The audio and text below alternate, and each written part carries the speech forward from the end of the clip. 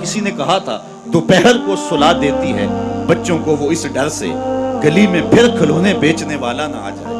कभी हमने इन लोगों के दर्द को भी समझा? हमने कभी सीरत के इन पहलुओं पे भी गौर किया? आज हम अपनी बेटी की शादी करते हैं तो उसका जहेज चारपाइयों पे बिछा देते हैं, और हमारे देहातों में रिवाज है कि खातून को कहते हैं कि जाओ पूरे मोहल्ले में, पूरी बस्ती में जाके ढंडोरा दे दो कि बेटी का जहेज देख जाओ। यार दिया तो अपनी बेटी को है और तोहफा दे रहे हैं, लोगों क्यों दिखला रहे हैं? सिर्फ दाद वसूल करने के लिए। मलिक साहब ने, खान साहब ने, चौधरी साहब ने हद कर दी, कमाल कर दी, बढ़ा दिया, अपनी बेटी का घर भर दिया। यार तुमने तो दाद वसूल कर दी।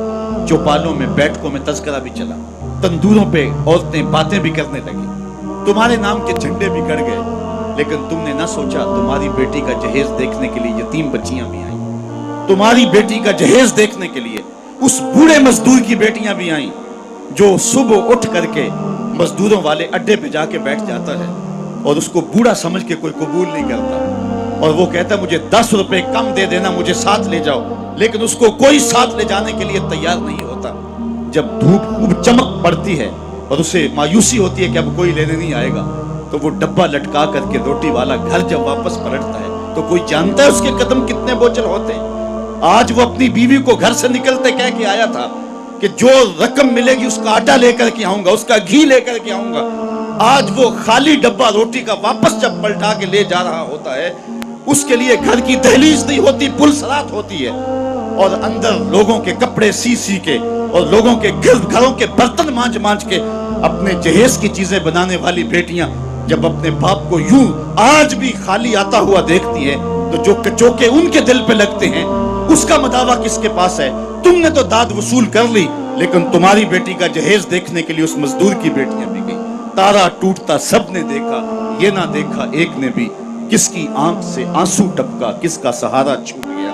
काश के उन दर्दमंदों का भी हमने हाल पूछा होता और उन दुखियों के रिश्ते हुए जख्मों पर भी हमने मरहम रखी होती और हुजूर की सीरत के पैगाम को हमने समझा होता, और हम अपनी मुआशरत और अपने इर्द गिर्द के माहौल के अंदर इन चीजों को, अपने मोहल्ले और अपनी गली के अंदर इन चीजों को देखा होता। साहेब, रात की तन्हाई के अंदर गरीब के घर में जाके जो है वो पैसे फेंक आना, ये बहुत मुश्किल काम है। इससे मुआशरे में दाद नहीं मिलती है, लोग जो है वो अखबारात में इश्तिहार नहीं छपाते हैं, ये मुश्किल काम है। इसलिए इंसान इस मुश्किल घाटी नहीं चढ़ता है। अल्लाह ताला सूरतुल बलद में इरशाद फरमाया, फलक्तहमल अक़बा वमा अदराका मल अक़बा फक्कु रक़बा, अल्लाहु अकबर, ओ इतआमुन फी यौमिन ज़ी मस्ग़बा। ये मुश्किल घाटी है, किसी फंसे हुए की गर्दन छुड़ाना है, किसी लाचार के काम आना है, किसी दुखी के काम आना है।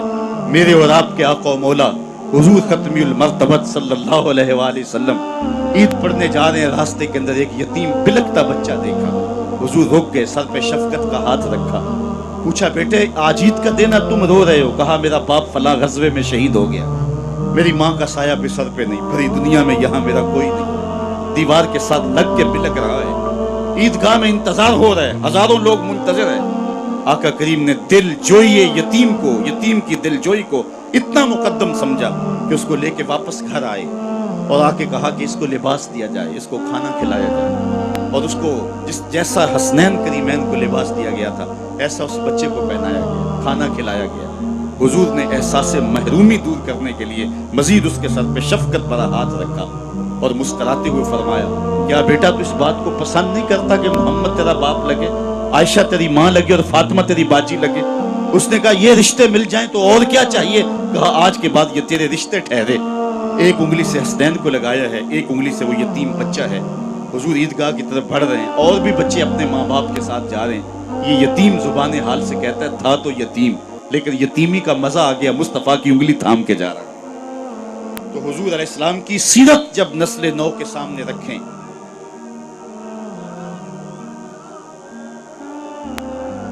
आज सिसकती इंसानियत की बात होती है तो आज दुनिया इसकी बात करती है।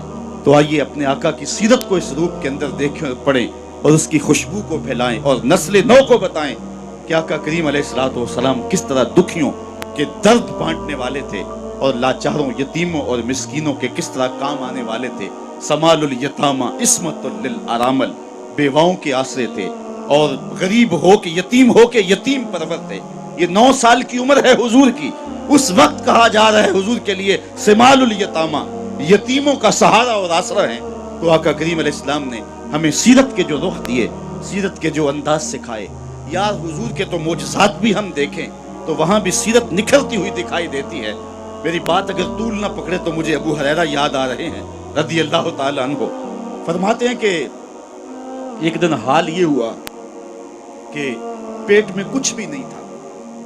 کئی دن گزر جاتے صفہ کے چبوترے پہ بیٹھنے والے لوگوں کے ان کو کھانے کے لیے اور پینے کے لیے کچھ میسر نہ آتا. کہتے ہیں میں مسجد نبوی کے ایسے زاویے پہ آ کے بیٹھ گیا جہاں لوگوں کا گزر ہوتا تھا.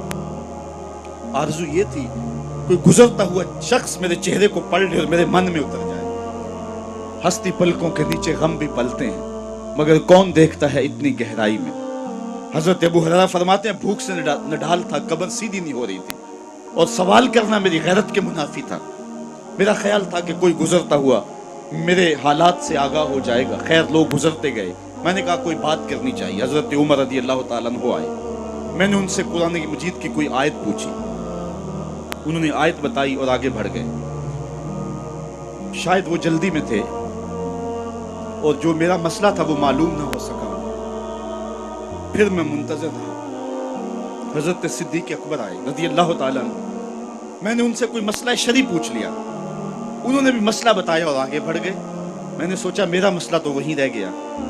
کہتے ہیں اب میں پریشان تھا کہ ایک جانب سے روشنی اٹھی اور دل و قلب و نگاہ کا مرشد اولین آ گیا. حضور تشریف لے آئے تو میں نے حضور سے بھی کوئی مسئلہ ہی پوچھا. حضور نے میری جانب غور سے دیکھا اور پھر مسکرا کے بولے ابو ہریرہ بھوک لگی ہوئی ہے. جس کی تسکین سے روتے ہوئے ہنس پڑھیں اس تبسم کی عادت پہ لاکھوں سلام. کہا ابو ہریرہ بھوک لگی ہوئی ہے. میں نے عرض کی جی حضور بھوک لگی ہے. فرمایا میرے پیچھے پیچھے آ جاؤ. پھر اگلا واقعہ آپ نے علماء سے سنا ہے. دودھ کا ایک پیالہ تھا. گھر والوں سے پوچھا انہوں نے کہا یہ دودھ ہی ہے. کہا ابو ہریرہ. میں نے کہا جی حضور. کہا جاؤ صفہ والوں کو بھی بلا لاؤ. کہتے ہیں دودھ کا پیالہ دیکھ کے تو خوشی ہوئی لیکن 70 لوگ تھے صفہ کے چبوترے پہ بیٹھے. میں ان کو بلا لایا تو حضور نبی رحمت صلی اللہ علیہ وسلم نے میرے ہاتھ میں پیالہ دیا. کہا ابو ہریرہ دائیں سے شروع ہو جاؤ. میں ایک شخص کو پیالہ دیا. دل دھڑک رہا ہے کہ بھوک کی شدت ہے لیکن جب اس نے پیالہ اپنے منہ سے لگایا اور دودھ پیا تو میں نے دیکھا کہ ایک قطرہ بھی کم نہ. دل کو تسلی ہو گئی. دوسرے کو تیسرے کو 70 آدمی دودھ پی گئے لیکن دودھ کم نہیں ہوا. لگتا ہے رب نے اس پیالے کا تعلق کوثر کی نہر سے جوڑ دیا تھا. حضرت ابو ہریرہ فرماتے 70 آدمی پی گئے تو حضور نے مجھے فرمایا ابو ہریرہ کون باقی؟ میں نے عرض کی حضور ایک میں باقی ایک آپ باقی. فرمایا کہ تم بھی پیو. کہتے میں نے پیا اور رج کے پیا. حضور نے کہا اور پیو. میں نے پھر پیا سیراب ہو کے پیا. حضور نے فرمایا پھر پیو. فرمایا پھر پیو. میں نے کہا مجھے قسم ہے اس رب کی جس نے آپ کو حق کے ساتھ مبعوث کیا ہے میرے میں ایک قطرے کی گنجائش بھی نہیں ہے. تو حضور نے میرے ہاتھ سے پیالہ لیتے ہوئے نوش جاں کیا. اللہ اکبر. ایک پیالہ 72 کے لیے کافی ہو گیا. یہاں سیرت کا بھی پہلو ہمارے سامنے آتا ہے. ایک تو طرف حضور کے معجزے کا پہلو ہے کہ ایک پیالہ 72 کو کافی ہو گیا اور سیرت کا یہ پہلو بھی کبھی نہ بھولیے 2 جہاں کا سردار ہے 71 آدمیوں کا جوٹا پی رہا ہے. یہ پہلو بھی نگاہوں میں رہے اور حضور کی سیرت کو معاشرے میں چھڑک دیں اور آقا کریم علیہ الصلوۃ والسلام کی جمال سیرت کی کہ روشنی کائنات کے اندر بانٹ دیں اور حضور علیہ السلام کی محبت کا چراغاں کرے. اقبال کہتا ہے اگر تم چاہتے ہو کہ حضور علیہ السلام کا پیار نئی نسل کے اندر منتقل کیا جائے تو پھر یہ کام تمہیں کرنے پڑیں گے کہ ان کو کثرت سے درود پڑھنے کی ترغیب دی جائے گی. حضور کے حسن و جمال کا تذکرہ سنایا جائے گا اور حضور کی سیرت کی خوشبو ان تک پہنچائی جائے گی. اور میں کہتا ہوں حضور کے مناقب اور فضائل کی کہانی ان تک پہنچائی جائے گی رکھی جائے گی اور عظمت مصطفیٰ کے قصیدے ان کے سامنے رکھے جائیں گے. یہ محافل نعت اور یہ مجالس نور اور یہ محافل میلاد نئی نسل کے اندر جو ہے وہ حب رسول کو داخل کرنے کا زود اثر ذریعہ ہے اور ان کے نتائج اگر ہم حاصل کر پائیں اور ان کو ہم مؤثر انداز سے منعقد کریں اور ہماری محافل کے اندر جو کچھ چیزیں شامل ہو گئی ہیں جو اس کی روح کو مسخ کر رہی ہیں ان کو دور پھینکیں اور پھر اس سے زود اثر نتائج حاصل کر کے حب رسول کے چراغاں نئی نسل کے اندر کیا جا سکتا ہے. اور یہ بات آپ کو بتاؤں کہ امت کی وحدت کی علامت ہی محبت رسول ہے، اور کائنات کے اندر اگر روشنی اور اجالے چاہتے ہو، اقبال نے سارا فلسفہ اسے ایک شعر میں نچوڑ دیا ہے کہ محمد سے وفا تو نے تو ہم تیرے ہیں، یہ جہاں چیز ہے کیا لوح و قلم تیرے ہیں، پھر لوح بھی تیرے ہاتھ میں رکھ دیں گے، قلم بھی تیرے ہاتھ میں رکھ دیں گے، پھر خدا بندے سے خود پوچھے گا بتا تیری رضا کیا ہے، تو اپنی تقدیر کا فیصلہ خود ہی لکھ لینا، کیونکہ قلم بھی تیرے ہاتھ میں ہوگا اور لوح بھی تیرے ہی ہاتھ